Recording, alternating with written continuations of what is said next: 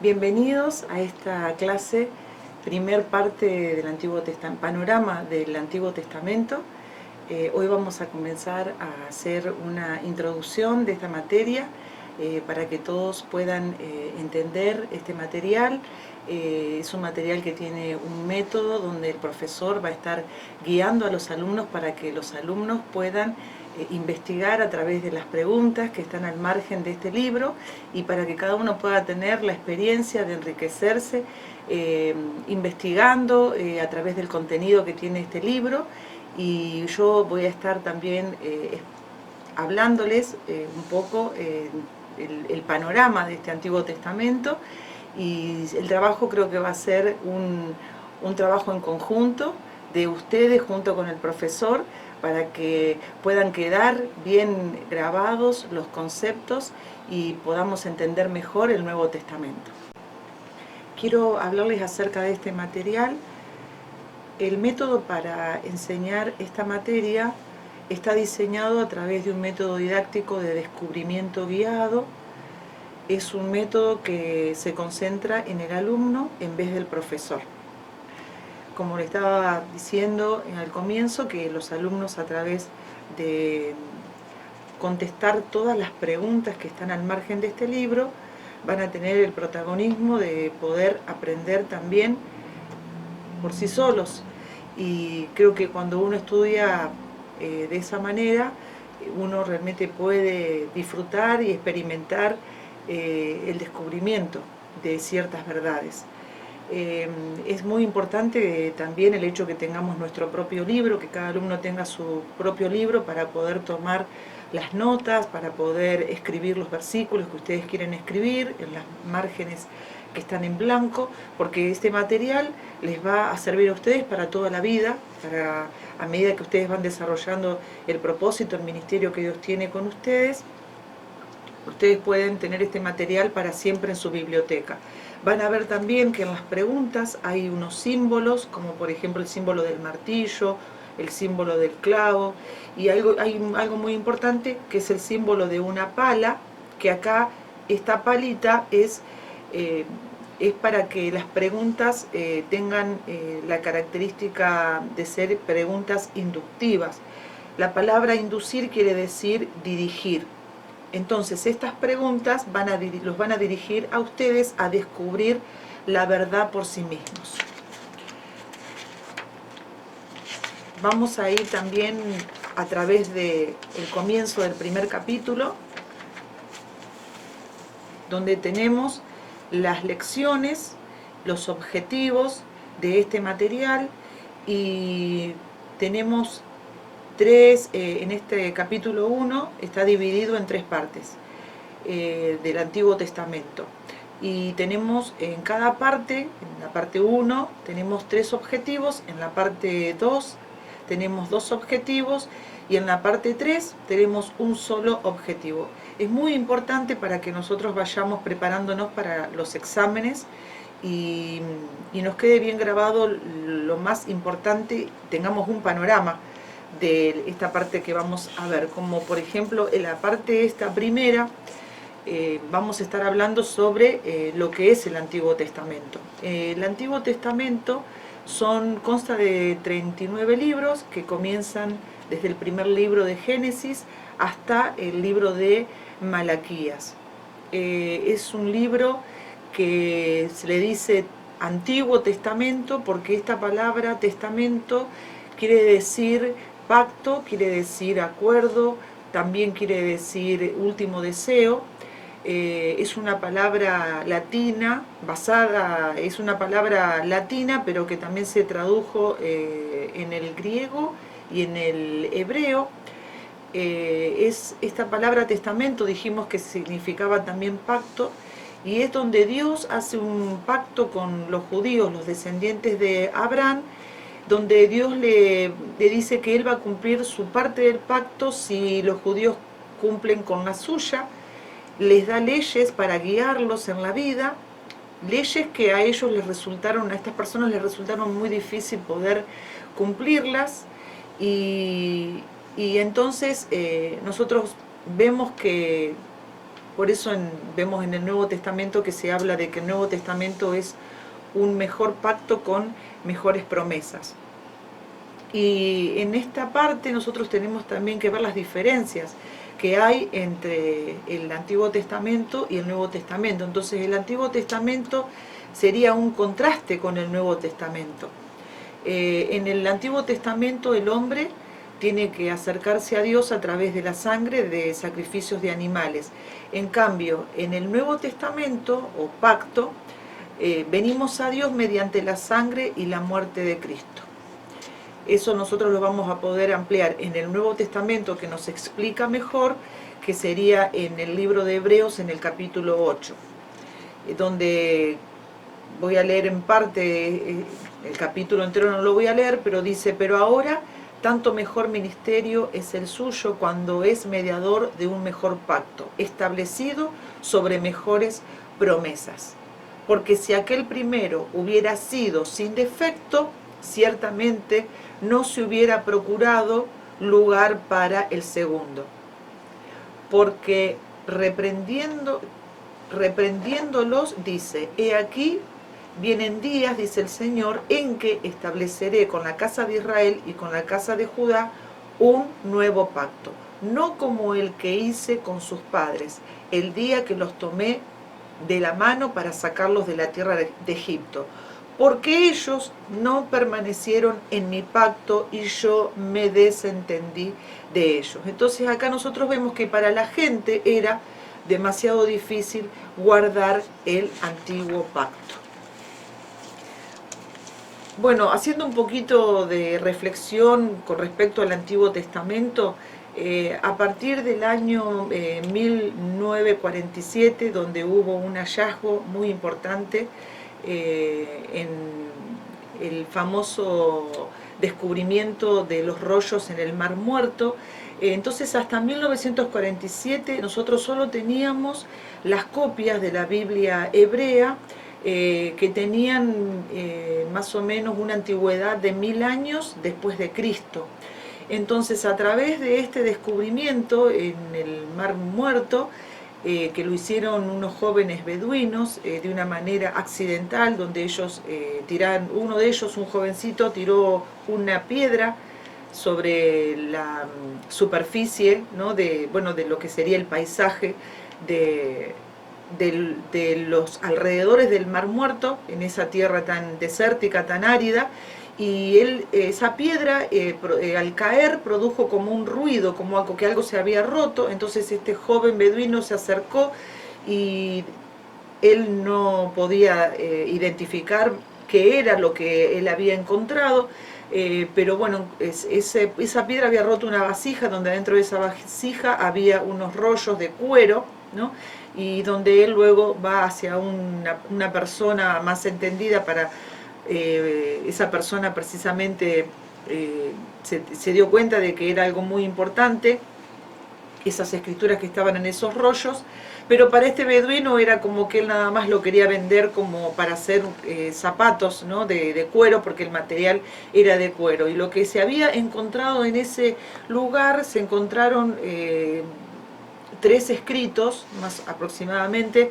Se encontraron, por ejemplo, escritos similares a los que nosotros tenemos en la Biblia.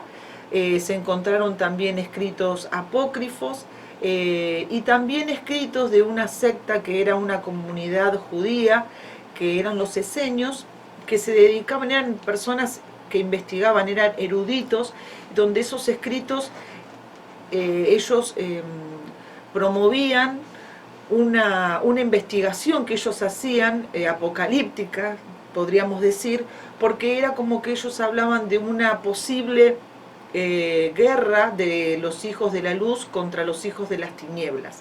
Entonces, bueno, esto es para que nosotros podamos ver históricamente, ¿no?, el tema de los escritos del Antiguo Testamento. ¿Quién escribió el Antiguo Testamento y cuándo se escribió? Bueno, el Antiguo Testamento, como parte de la Biblia, porque precisamente Biblia habla de una palabra como de biblioteca. ¿no? Bueno, acá en el material significa Biblia, significa libro, pero es como una biblioteca que nosotros tenemos en nuestras manos. Son 66 libros que se escribieron aproximadamente por 40 autores en un periodo de tiempo de 1600 años. ¿Cómo llegaron los libros del Antiguo Testamento a ser parte de lo que hoy tenemos nosotros como nuestra Biblia? Nosotros hacemos referencia a que son 39 libros, desde Génesis a Malaquías, y como el canon del Antiguo Testamento. Esta palabra canon significaba, en un comienzo, norma, pero luego, a medida que fue pasando el tiempo, el significado de esta palabra canon tuvo un cambio a lo que sería ahora una lista.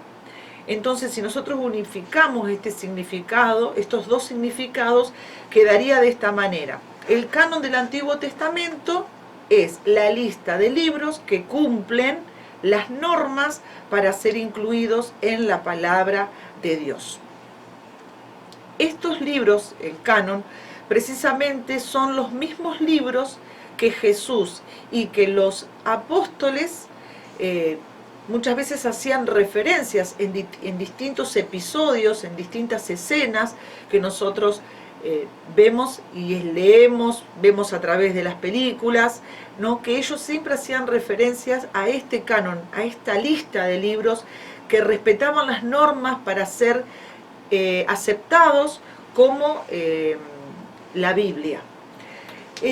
Tenemos diferencias con respecto a la Biblia católica. ¿Por qué? Porque en la Biblia católica hay otros libros que se incluyen en la Biblia de ellos, que por ejemplo son los libros llamados apócrifos.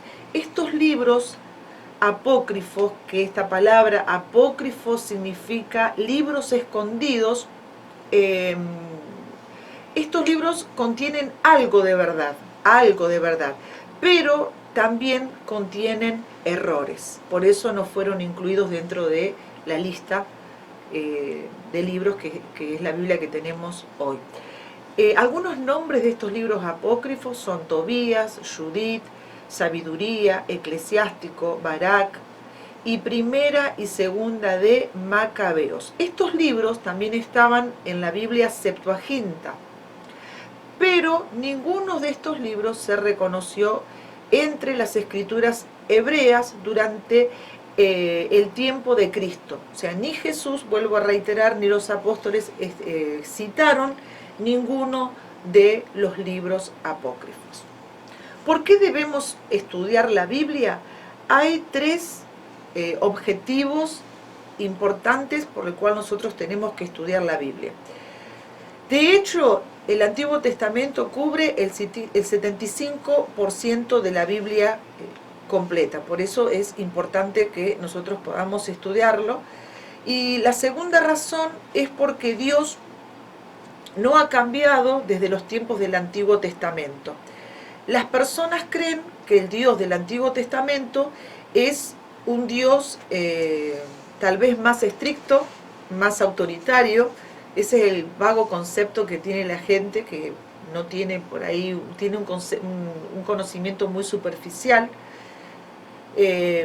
Pero sin embargo, nosotros vemos que esta diferencia de concepto de Dios, del Dios del Antiguo Testamento, como que en el Nuevo Testamento Dios es un Dios más amoroso, ¿no? O tal vez lo ven como un Dios más permisivo. Pero sin embargo nosotros vemos que en el Antiguo Testamento a Dios se lo describe como un Dios de justicia, un Dios de amor. Entonces por eso es muy importante estudiar el Antiguo Testamento, para que también entremos a la tercera razón por la cual tenemos que estudiar, donde dice que el Antiguo Testamento es la semilla y la planta de la cual creció el fruto del Nuevo Testamento. Por ejemplo, tenemos un ejemplo. Juan el Bautista llamaba a Jesús el Cordero de Dios que quita el pecado del mundo. Entonces, cuando yo practicaba otra religión, muchas veces escuchaba este concepto, el Cordero de Dios, el Cordero de Dios, pero al no tener conocimiento del Antiguo Testamento, era una frase, una oración en la cual no podía encontrarle un significado profundo, hasta que al conocer el Antiguo Testamento, aquí en este material dice que más de 600 veces se habla del Cordero de Dios en el Nuevo Testamento y se refiere al Antiguo Testamento.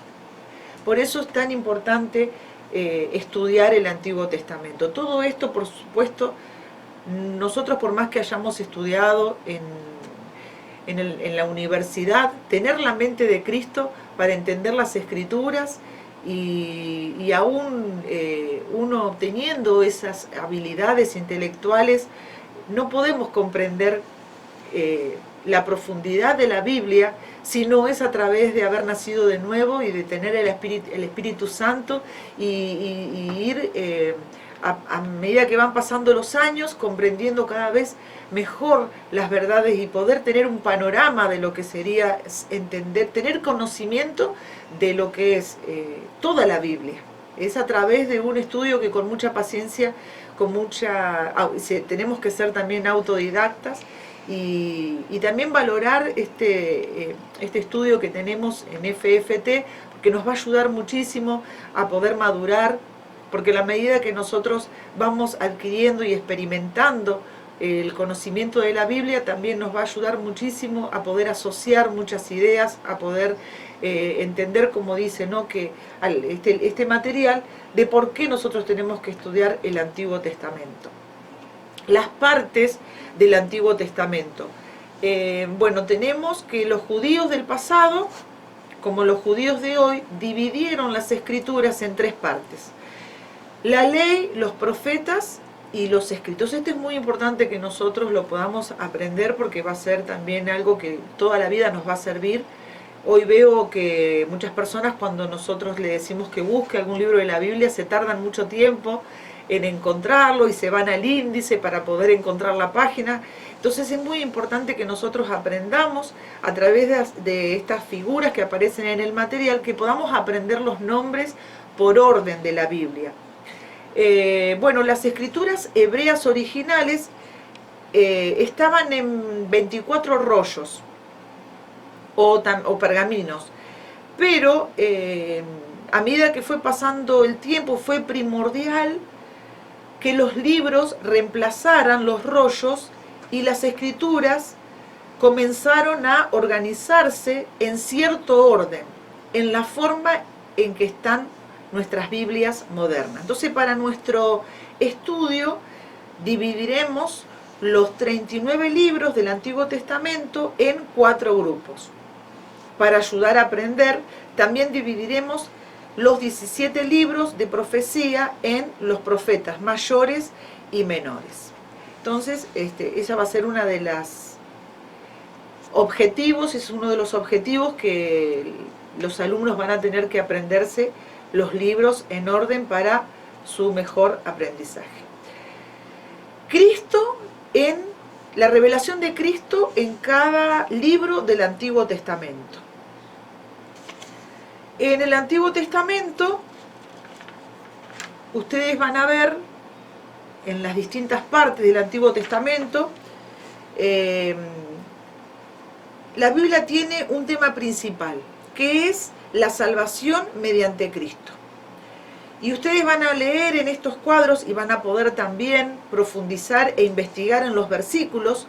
¿Por qué? Porque cada parte del Antiguo Testamento, ya sea la historia, la parte histórica de la Biblia, la parte de los libros poéticos, los libros proféticos, el Nuevo Testamento, las epístolas y la profecía, todo esto va a tener una enseñanza diferente con respecto a que nos están mostrando la relación que tienen estos libros, cómo Cristo es revelado en cada parte de la Biblia. Fíjense que Jesús dijo que escritores del Antiguo Testamento escribieron de él. Acá tenemos algunos versículos. Oh insensatos y tardos de corazón para creer todo lo que los profetas han dicho. Y comenzando desde Moisés y siguiendo por todos los profetas, les declaraba en todas las escrituras lo que de él decían. Escudriñad las escrituras, porque a vosotros os parece que en ellas tenéis la vida eterna, y ellas son las que dan testimonio de mí. Otro versículo. De este dan testimonio todos los profetas. Esto está en Hechos 10:43. Como en el rollo del libro, el Antiguo Testamento está entre paréntesis, está escrito de mí. Entonces vemos cómo Jesús dijo que en el Antiguo Testamento se estaba hablando de Jesús. Y ustedes los van a ver a través de este cuadro, la figura 1.8, que en cada grupo de libros, que está dividido en libros poéticos, en libros históricos, todo hace referencia a Cristo. Vamos a la segunda parte de este capítulo 1, donde está hablando de Génesis. Los dos objetivos que ustedes tienen que cumplir sería, por ejemplo, a través de esta segunda lección, discutir por qué creemos que Moisés escribió el Pentateuco y saber 3 fuentes en las cuales él pudo haber usado para escribir el Pentateuco. Y el segundo objetivo, ustedes como cuando hablo de objetivos, es que bueno, dentro de todo lo que nosotros vamos a estar estudiando, nos tiene que quedar como grabado en nuestra memoria. Y el segundo objetivo es resumir lo que Génesis dice sobre la creación, sobre la caída, sobre el diluvio, sobre los hijos de Noé y la Torre de Babel. Entonces, ¿quién es el autor del Pentateuco? Dijimos que el autor del Pentateuco es Moisés. ¿Y cuáles fueron las fuentes que Moisés utilizó para poder escribirlo? Bueno, se escribió muchos años después de que los sucesos de Génesis tuvieron lugar. Quizás usó material escrito e historias que se transmitían oralmente, que se transmitían de generación en generación. También Dios le dio a conocer muchas cosas a él directamente en el monte de Sinaí, y creemos que el Espíritu Santo guió a Moisés a escribir lo que él quiso incluir en el Pentateuco. Ustedes van a tener que responder a las preguntas y lograr hacer un resumen de todo lo que fue la creación. Pero aquí en el punto A habla de la historia de la creación y hay un comentario muy interesante. Las naciones alrededor de Israel enseñaban sobre lo que ocurrió en el principio. Entonces, las naciones enseñaban que la creación en realidad no tenía un principio. Más bien ellos decían que toda la historia era como un círculo sin principio o fin. En contraste, o sea, lo que tenemos que resaltar es que la Biblia da a conocer sobre el tema tomando el tema de la creación, una vista lineal de la creación, o sea, un comienzo seguido por los días, ¿no? Desde el primer día hasta el 6.º día. Entonces, la historia bíblica de la creación sería como que se escribió con un objetivo. El objetivo no era producir o provocar que la ciencia o que los científicos pudieran explicar a través de la razón los hechos de la creación, sino que el escrito de Génesis, hablando de la creación, el propósito que tiene es que la Biblia dice que la creación, dice la verdad sobre la creación. Pero bueno es recordar que Génesis se escribió con un propósito de fe, con un propósito de lo que nosotros tenemos que creer, más allá de lo que la ciencia puede llegar a comprobar, o puede también hacer una hipótesis, pero en realidad el propósito es teológico y no científico. La creación muestra también un orden y muestra también, bueno, el propósito que hemos dicho anteriormente. Sin embargo, hay una corriente de pensamiento, hay maestros bíblicos que tienen varias opiniones con respecto al versículo 1 y al versículo 2 del capítulo 1 del libro de Génesis.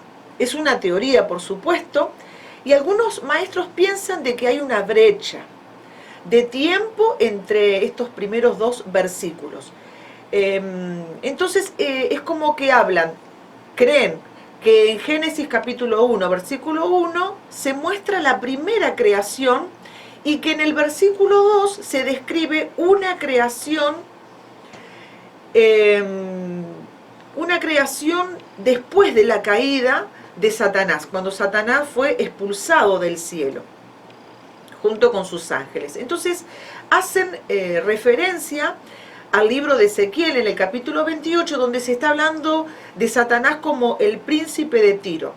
Quizás estoy hablando, ¿no?, según lo que dice el material, el juicio de Dios destruyó la primer creación, la que está descrita en el versículo 1, y así pudo haber una brecha de muchos años entre estos dos versículos, entre el versículo 1 y el versículo 2.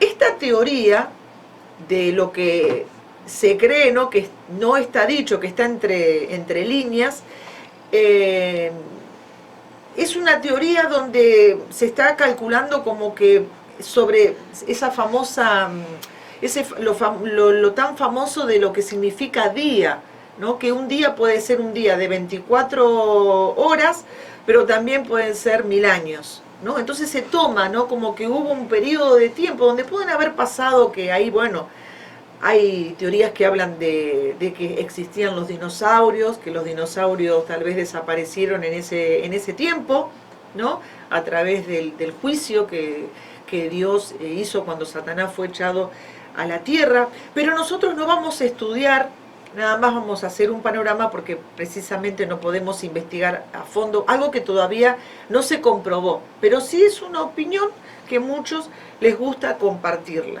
¿no? Bueno, la gente tiene muchas opiniones sobre cuánto tiempo duró la creación del mundo. La Biblia dice de que la obra de la creación a Dios le tomó 6 días, pero, como dijimos, no se explica cuánto duró cada día. Puede significar, como dijimos, de 24 horas a un periodo de largo tiempo. Asimismo también Pedro lo dice, porque Pedro dice, nos dice que con el Señor un día es como 1000 años, en 2 de Pedro, capítulo 3, versículo 8. Y también, bueno, podemos nosotros investigarlo, ese puede ser un trabajo en el cual ustedes quieran investigarlo para que luego lo podamos conversar en clase, así que yo suelto esta idea por si alguno quiere realmente investigar y poder compartirlo. Esa es la idea de esta materia, de tener este método de guiarlos a ustedes. Estamos completamente abiertos a que ustedes lo puedan compartir cuando tengamos la clase ya en vivo, ¿no? Bueno, ¿qué relación tiene el hombre con la creación? La relación del hombre con la creación, hay una famosa teoría sobre la teoría de la evolución, y esta palabra evolución significa cambio. La mayoría de los creyentes estamos de acuerdo en que dentro de la creación ocurren los cambios, pero diferimos completamente con la opinión que tienen los científicos con respecto a este concepto de lo que significa la palabra evolución. Nosotros como creyentes entendemos que cuando hablamos de cambio, entendemos de cambios como, por ejemplo, tomamos el agua. Bueno, el agua puede tener cambios como, por ejemplo, puede disminuirse o puede desaparecer. Como por ejemplo un lago, un río se puede secar. Eso es lo que nosotros entendemos como cambio con la palabra, teniendo en cuenta que estamos dándole un significado a la palabra evolución. Pero algunos enseñan que la evolución lo enseñan de una manera falsa, declarando que las formas menores de vida lentamente se cambiaron hasta convertirse en animales y que los simios evolucionaron lentamente hasta llegar a ser humanos. En contraste de lo que enseña la Biblia, donde Dios mismo creó a Adán y muestra de que Dios lo creó superior a los animales. Los animales no tienen espíritu ni alma, o sea que a veces hay personas que creen que, bueno, que son los animales al tener, pueden llegar a ir al cielo, ¿no? Eso es lo que muchas veces les van a pedir, a veces hasta oraciones por su perro. A mí me ha pasado, ¿no? Que la primera vez que me pidieron ayuda como pastora nuevita, recién llegada a Arrecifes, mi primer trabajo fue que me pidieron oración y tuve que ir a una casa y me pidieron que orara por un perro que tenía una enfermedad en la garganta, ¿no? Pero la gente está muy alejada de la verdad. Esa fue mi primera experiencia de pastora. Pero los animales, dicen, no tienen ni espíritu ni alma eternos. Dios nos permite, hoy que tenemos tanta moda con respecto a la alimentación, Dios nos permite matar y comer los animales, pero si matamos a un ser humano, por supuesto, eso sería un homicidio, sería un asesinato, ¿no? Debido a que hoy existen muchas personas que no quieren comer carne o se sienten culpables por comer carne, pero creo que al entender nosotros lo que dice Dios con respecto a lo que nosotros podemos comer, está permitido por Dios matar animales para que nosotros podamos alimentarnos, ¿no? Bueno, con esto vamos a seguir con otro subtítulo, que es la caída del hombre y sus resultados. Acá nosotros vemos dos eventos muy importantes que sobresalen en la historia del hombre. El primero fue la caída en el huerto del Edén y el segundo evento fue la venida de Cristo para salvar al hombre caído. Esto es muy importante porque esto lo vamos a ver en el Antiguo Testamento, en el libro de Génesis. Con respecto a la caída, nosotros vemos acá a Adán y a Eva que desobedecen a Dios y que son juzgados.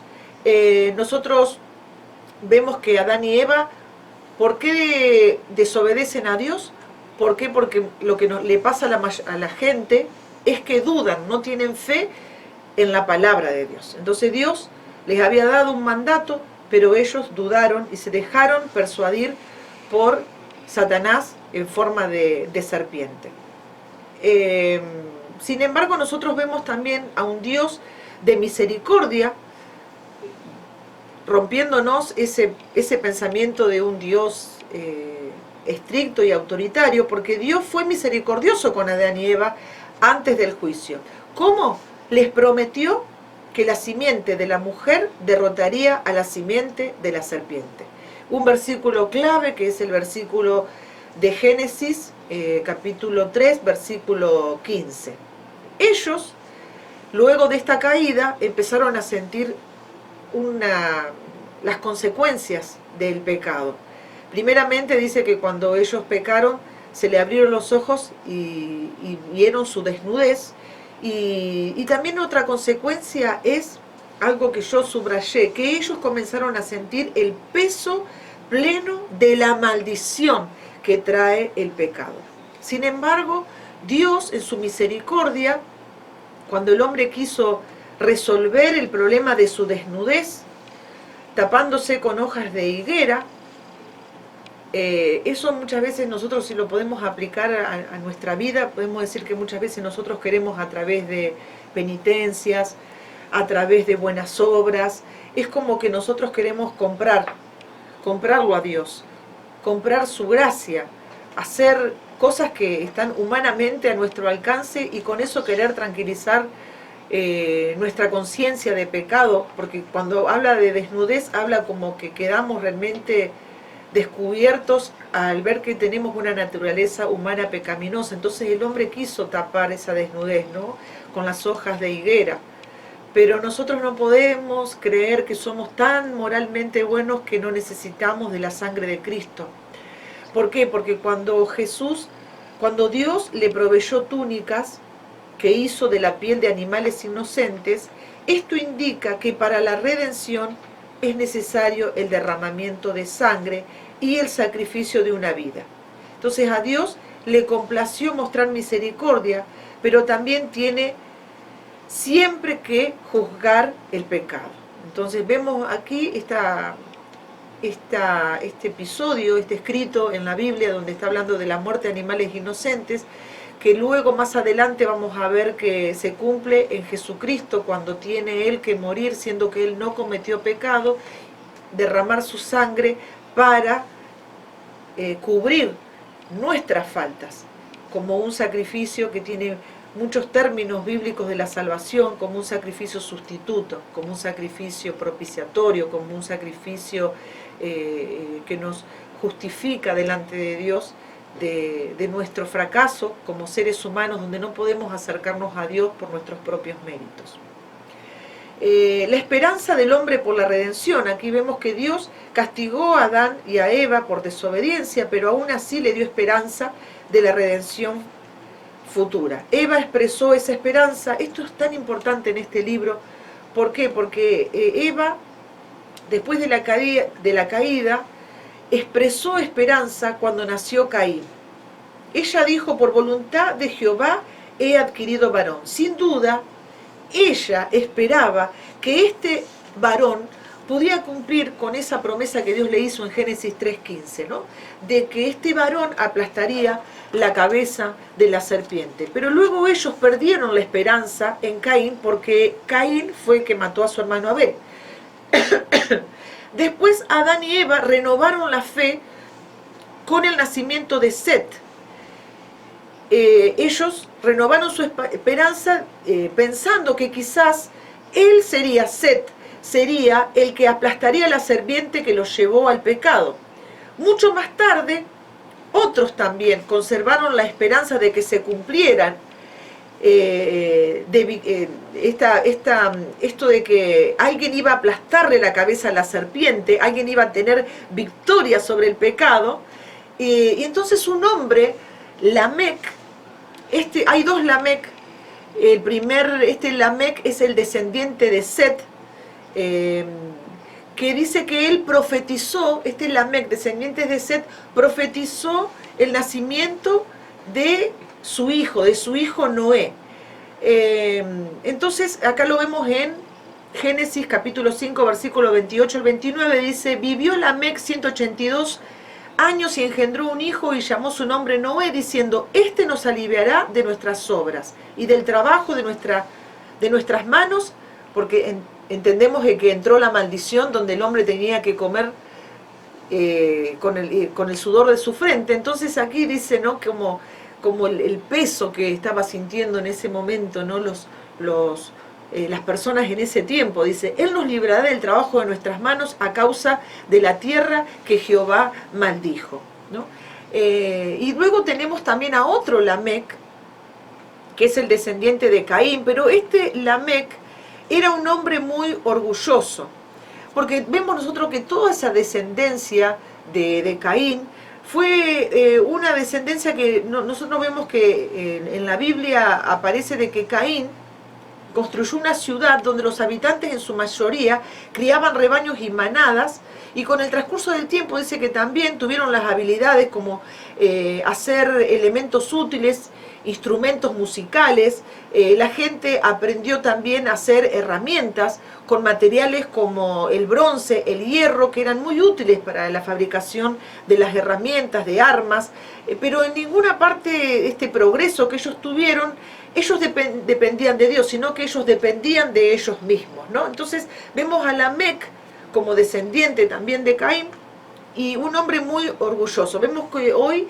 la gente es muy autosuficiente, aquella gente que creen que, bueno, que la iglesia es para personas,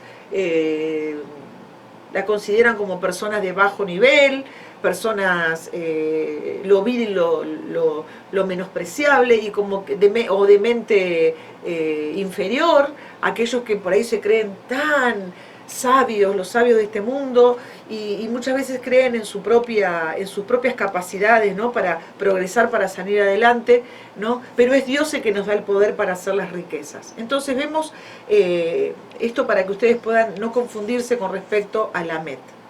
Bueno, luego tenemos el diluvio, donde vemos que aquí en este diluvio pasó en los días de Noé hijo de Lamec. La gente llegó a ser muy mala, por eso Dios les había advertido a la gente que iba a destruirlos. Fue por 120 años que Dios les advirtió. El diluvio fue un juicio severo. Dios lo usó para destruir a la humanidad pecadora, que se fue corrompiendo cada vez más. El diluvio fue también con el objetivo de poder renovar la raza humana mediante personas fieles. Otras escrituras también refieren este juicio como una advertencia también para los hombres, para que aprendamos también a temer. Entonces, bueno, ustedes conocen perfectamente la historia de Noé. Es una historia muy conocida, donde Dios hace un pacto con Noé, donde utiliza el arco iris, donde Dios promete que nunca más sería destruido por el agua. Bueno, ahí Dios le da un nuevo plan para alimentarse. Ellos podían comer plantas y animales, animales a los cuales ellos debían matar en la forma correcta. Entonces, sin embargo, Dios dijo que Él juzgaría, volvemos a reiterar esta enseñanza, a los que debían matar, juzgaría a las personas que derramara sangre humana. Vemos también la historia de los 3 hijos de Noé, Sem, Cam y Jafet. Cam, uno de los hijos de Noé, le faltó el respeto a su padre cuando su padre se embriagó, porque había un cambio de orden en esa época con respecto que él tomó del fruto de la vid y eso lo embriagó. Noé maldijo a Cam. Hay una enseñanza con respecto a la raza negra. Algunas personas han dicho falsamente que los negros son descendientes de Canaán. Estas personas dicen que la maldición es la razón por la cual los negros han sido esclavos, pero es importante notar que los cananeos no eran negros. Y que el color de la piel de una persona no tiene importancia ante Dios. Él ama a toda la gente. Vemos también que Dios también había enviado un juicio sobre los cananeos, lo envió a Josué y a los israelitas para destruirlos en la conquista de la tierra prometida. Sin embargo, los que tenían fe en Dios, los cananeos, hubo también una salvación para aquellos que creyeron, como Rahab la ramera, y que se pudieron salvar, ¿no?, de este juicio en esta conquista que Josué y Caleb, ¿no?, fueron. Bueno, hay una historia que luego nosotros la vamos a ver en esta materia, ¿no? Entonces vemos que en este juicio también se salvaron aquellas personas que aprendieron también a temer al Dios verdadero. Una historia también que vamos a estar viendo, que ustedes van a tener que contestar las preguntas, es la Torre de Babel. La Torre de Babel fue una historia bíblica después del diluvio, donde la raza humana era un solo grupo, donde tenían un solo idioma. Dios les había dicho de que ellos tenían que dispersarse. Ellos no obedecieron el mandato de Dios y llegaron a enorgullecerse de sus capacidades y de sus habilidades, y quisieron hacer una torre, la famosa Torre de Babel, cuya cúspide llegará al cielo con el propósito principal de hacerse un nombre, ¿no? Hoy también nosotros vemos, cuando estudiamos sobre guerra espiritual, estudiamos sobre lo que significa el espíritu babilónico, ¿no?, que también tiene algo que ver con que hoy las personas están a veces bajo ese sistema, ¿no?, de buscar esa motivación, ¿no?, en el corazón que tiene el ser humano, ¿no?, de buscar hacerse un nombre, y muchas veces eso trae mucha vanidad, trae muchas veces orgullo, en el cual nosotros como seres humanos, en la medida que Dios nos va bendiciendo, tenemos que examinarnos de no tener una motivación errada, ¿no? Porque bueno, esto no es un tema que vamos a ver en esta materia. Pero bueno, Torre de Babel, yo creo que esta palabra Babel tiene que ver con el sistema babilónico, ¿no? Aquí Dios les confunde la lengua, entonces la gente ahí se esparce. Bien dijimos que la Biblia, si mal no recuerdo, en este libro habla de que fue traducida aproximadamente en 1200 idiomas. Entonces imagínense cómo este cambio que Dios hizo de orden, donde Dios cambia las lenguas, ¿no? Hoy, ¿cuántos idiomas existen, ¿no? Uno de los hijos de Noé fue Sem. Esto nos habla de un linaje semita. Los hijos de Sem se llaman semita. Esta palabra semítico está basada en la palabra Sem, donde dice que la lista de Génesis 11 nombra 10 familias. Y dice también, termina con Taré, quien se mudó a Ur de los caldeos. Taret es padre de Abraham, a quien Dios le cambia el nombre por Abraham, y este llegó a ser padre de la nación elegida de Dios, Israel. Y esta nación llevaba la esperanza de bendición para toda la humanidad, que fue la promesa que Dios le hizo a Abraham, que le dijo, en ti serán benditas todas las familias de la tierra, ¿no? Entonces nosotros vemos acá este panorama para que podamos entender que Taret era el padre de Abraham. Este luego llegó a ser padre, Abraham, de la nación elegida de Dios, el padre de la fe. Dios dice que esta nación llevaba la esperanza de bendición para toda la humanidad, y por medio de ella las promesas de un Mesías se cumplirían. El resto del Antiguo Testamento es principalmente la historia y los escritos de Israel. Bueno, es una materia muy importante porque nos sienta las bases para que nosotros podamos entender también a través de estas enseñanzas tan importantes, vamos a poder entender muchas veces todo lo que sería las descendencias, de dónde proceden las distintas simientes. Nos van a ubicar perfectamente para que nosotros podamos ubicarnos dentro de lo que es el Antiguo Testamento.